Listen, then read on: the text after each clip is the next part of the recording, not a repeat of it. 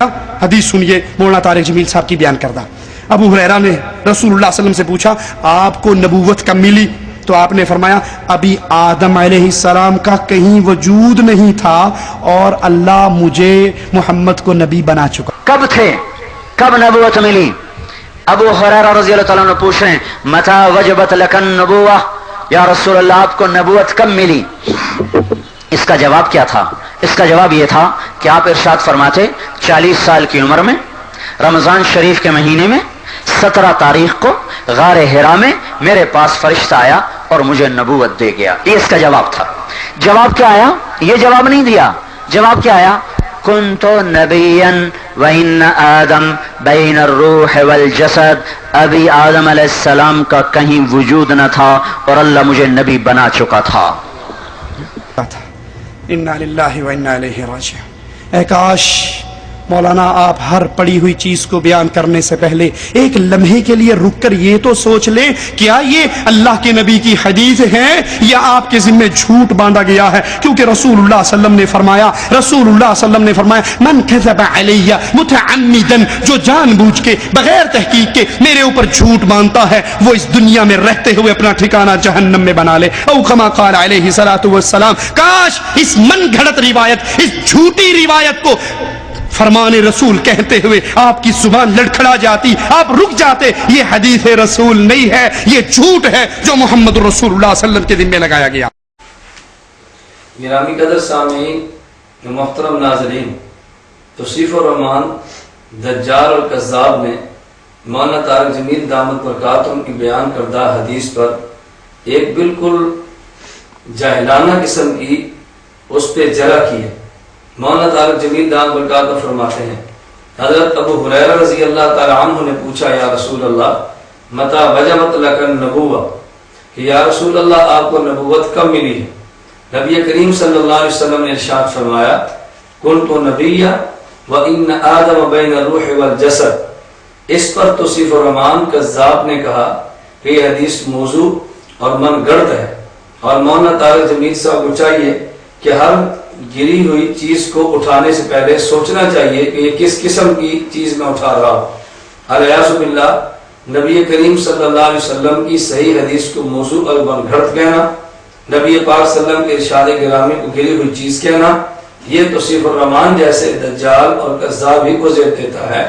کم از کم عام معمولی سا ایمان رکھنے والا مسلمان اور مومن بھی اپنی زبان سے اتنی جرأت اور بے باکی کے ساتھ رسول اکرم صلی اللہ علیہ وسلم کی حدیث مبارک کے بارے میں ایسا جملہ نہیں کہہ سکتا. مجھے توصیف الرحمان کی یہ بات سننے کے بعد حجت الارض رئیس المناظرین حضرت مولانا محمد امین اکاڑی نور اللہ مرخدہ کا جملہ یاد آیا کہ جب حضرت سے کسی نے سوال کیا کہ حضرت ایک دیوبند سے تعلق رکھنے والا نوجوان اہل حدیث ہو جاتا ہے لیکن جب اس کو احادیث دکھائیں پھر وہ واپس دیوبندی اور حنفی بننے کے لیے تیار کیوں نہیں ہوتا؟ فرمایا وجہ یہ ہے کہ اہل دیوبند نبی پاک صلی اللہ علیہ وسلم عشق اور محبت عام آدمی کے دل اور دماغ میں ڈال دیتے ہیں، اور جب اس کو کوئی شخص دھوکہ دینے کے لیے بات کہتا ہے کہ دیکھو ایک طرف امام ابو حنیفہ کا مسلک ہے اور ایک طرف نبی پاک صلی اللہ علیہ وسلم کا ارشاد گرامی ہے، تو وہ سمجھتا ہے کہ حضور کی حدیث کے خلاف امام ابو حنیفہ کا مسلک ہے.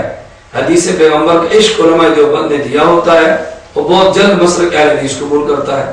لیکن اہل حدیث مسلک قبول کرنے کے بعد اہل حدیث غیر مقلد علماء رسول اکرم صلی اللہ علیہ وسلم کا عشق دل سے ختم کرتے ہیں، پیغمبر کی احادیث کا دل اور دماغ سے محبت کھرچ دیتے ہیں. اس لیے جب نبی پاک صلی اللہ علیہ وسلم کی محبت اور حضور صلی اللہ علیہ وسلم کے ارشادات گرامی کی وقت نہ رہے تو پھر آپ 40 احادیث بھی سنائیں تو بندہ واپس آنے کے لیے تیار نہیں ہوگا. اور حضرت کے اس جملے کی تائید توصیف الرحمان دجال کا جملہ کر رہا ہے کہ نبی پاک صلی اللہ علیہ وسلم کی صحیح حدیث کو موضوع اور من گڑھ کس طرح جرأت بے باکی اور ڈٹائی کے ساتھ کہہ رہا ہے. اور حضور اکرم صلی اللہ علیہ وسلم کی حدیث کے بارے میں یہ جملہ کہنا کہ مولانا طارق جمیل صاحب کو چاہیے ہر پڑھی ہوئی چیز کو بیان کرنے سے پہلے سوچ لیں کہ یہ کون سی بات ہے. جہاں تک اس حدیث مبارک کا تعلق ہے جو مولانا طارق جمیل دامت برکات میں بیان فرمائی ہے تو یہ حدیث حضرت امام ترمذی رحمۃ اللہ علیہ نے اپنی کتاب جامع ترمذی ابواب المناقب باب ما جاء فی فضل نبی صلی اللہ علیہ وسلم کے تحت حضرت ابو ہریرہ رضی اللہ تعالی عنہ سے بیان کی ہے. عن ابی ہریرہ رضی اللہ عنہ قال قالوا یا رسول اللہ صلی اللہ علیہ وسلم متى وجبت لك النبوہ، یا رسول اللہ آپ کو نبوت کب ملی ہے؟ نبی کریم صلی اللہ علیہ وسلم نے فرمایا وآدم بین الروح والجسد، جس وقت آدم اور ان کی حضرت آدم روح اور جسد کے درمیان تھے، یعنی ابھی تک حضرت آدم علیہ السلام کو دنیا میں وجود مبارک بھی نہیں ملا تھا، اللہ نے مجھے نبوت عطا فرما دی تھی۔ حضرت امام ترمذی فرماتے ہیں قال ابو عیسیٰ ھذا حدیث حسن صحیح، یہ حدیث حسن اور صحیح ہے۔ تو گرامی قدر سامعین، آپ فرمائیں ایک حدیث کو امام ترمذی حسن اور صحیح فرما دیں تو صرف رحمان اس کو موضوع اور منگھڑت کہہ دے، اب امام ابو عیسیٰ ترمذی رحمۃ اللہ علیہ کی بات کو مانیں یا ہم توصیف الرحمان دجال اور کذاب کی بات کو مانیں؟ اور یہی حدیث مبارک وآدم بین الروح والجسد، نبی کریم صلی اللہ علیہ وسلم نے فرمایا مجھے اس وقت نبوت ملی جب حضرت آدم روح اور جسد کے درمیان، اور امام حاکم فرماتے ہیں ھذا حدیث صحیح الاسناد ولم یخرجہ، یہ حدیث صحیح بخاری اور صحیح مسلم کی شراحت کے مطابق ہے، اگرچہ انہوں نے اس حدیث کو اپنی کتب میں نہیں تحریر فرمایا۔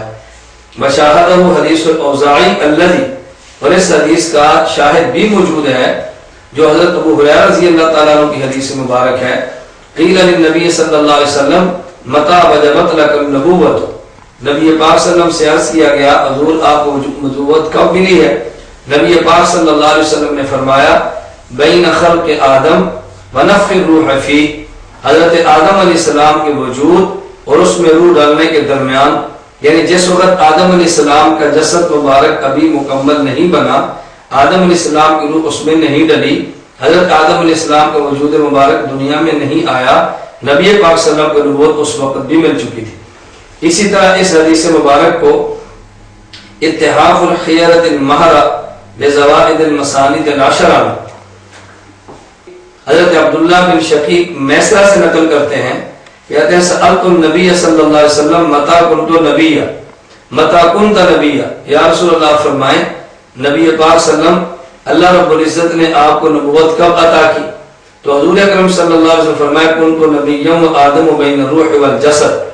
تو یہ حدیث مبارک جو حضرت مولانا طارق جمیل صاحب نے بیان فرمائی ہے، میں نے پھر وقت 3 حوالہ جات اس کے بیان کر دی ہیں، اور گرامی قدر سامعین آپ کو اس بات پر حیرت ہوگی کہ توصیف الرحمان دجال جیسا غیر مقلد اس حدیث کو موضوع اور منگھڑت کہتا ہے، اور غیر مقلدین کا ماضی قریب میں دنیا سے رخصت ہونے والا فن اسماء الرجال کا امام حافظ ناصر الدین البانی اسی حدیث کو صحیح کہتا ہے۔ یہی جامع ترمذی دار الاحیاء التراث العربی بیروت سے چھپی ہے محمد احمد شاکر کے تعلیق اور تخریج کے ساتھ، اس میں یہ بات درج ہے کہ ناصر الدین البانی نے اس حدیث کو صحیح کہا۔ تو میں گزارش کرنا چاہتا ہوں کہ جو حدیث مبارک مولانا طارق جمیل صاحب جامع کا بات جیسے وائز خطیب اور عالم جید نے بیان فرمائی ہے، یہ حدیث صحیح ہے، اور اس حدیث کو موضوع اور منگھڑت کہنا یہ توصیف الرحمان دجال اور کذاب کی اپنی اختراع ہے، اس کا اپنا عنوان ہے اور اس کا دجل اور فراڈ ہے۔ اللہ رب العزت ہمیں نبی کریم صلی اللہ علیہ وسلم کی حدیث کو لینے کی توفیق عطا فرمائے اور توصیف الرحمان جیسے دجالوں اور کذابوں سے